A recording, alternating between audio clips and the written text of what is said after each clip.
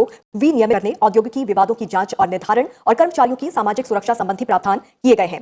सदन में आज उपजीविका जन्य सुरक्षा, स्वास्थ्य और कार्यदशा संहिता 2020, औद्योगिक संबंध संहिता 2020, सामाजिक सुरक्षा संहिता 2020 पर एक साथ चर्चा हुई, जिसका श्रम और रोजगार मंत्री संतोष कुमार गंगवार ने जवाब दिया। और श्रम कानूनों का उद्देश्य हम अपने देश के इन राष्ट्र निर्माताओं को हर प्रकार की सुरक्षा, सुविधा तथा कार्य करने के लिए बेहतर वातावरण प्रदान करें। ओएसएच कोड में परिभाषाओं को भी व्यापक बनाया गया है।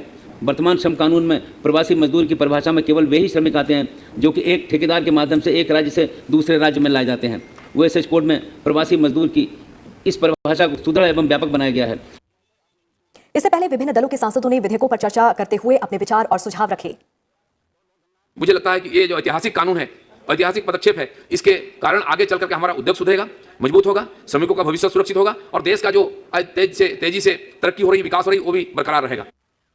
Now, on social security, again, clause 142, mandatory Aadhaar. This is something that we have all debated again and again. Supreme Court has said that yes, you can do it by legislation. Now, this again doesn't do it by legislation necessarily because you have now left it by delegated legislation.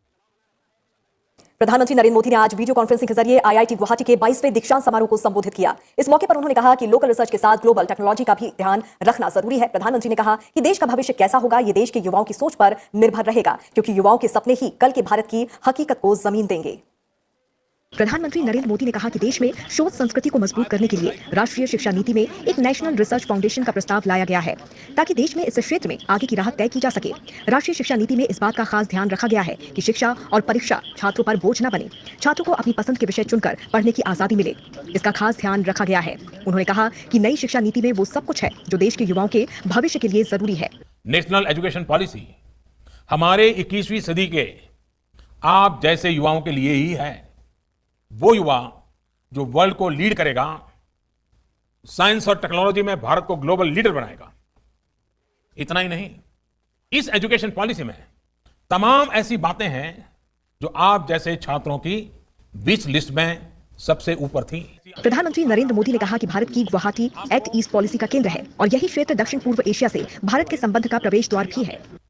पूर्वोत्तर का यह क्षेत्र भारत की act east policy का केंद्र भी है।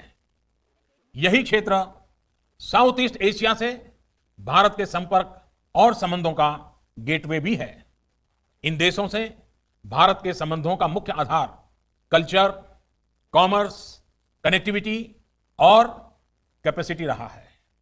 अब एजुकेशन हमारे एंगेजमेंट का एक और नया माध्यम बनने जा रही है। प्रधानमंत्री नरेंद्र मोदी ने कहा कि देश का पूर्वोत्तर क्षेत्र संभावनाओं से भरा हुआ है, लेकिन इस क्षेत्र में प्राकृतिक आपदा एक बड़ी चुनौती है। ऐसे में उन्होंने आईआईटी गुवाहाटी के छात्रों से कहा, इस चुनौती से पार पाने के लिए एक centre for disaster management and risk reduction की स्थापना करने की तरफ आगे बढ़ें। प्रधानमंत्री ने कोविड-19 काल में किए गए कामों के लिए आईआईटी गुवाहाटी की तारीफ की। Bureau report, Rajya Sabha TV.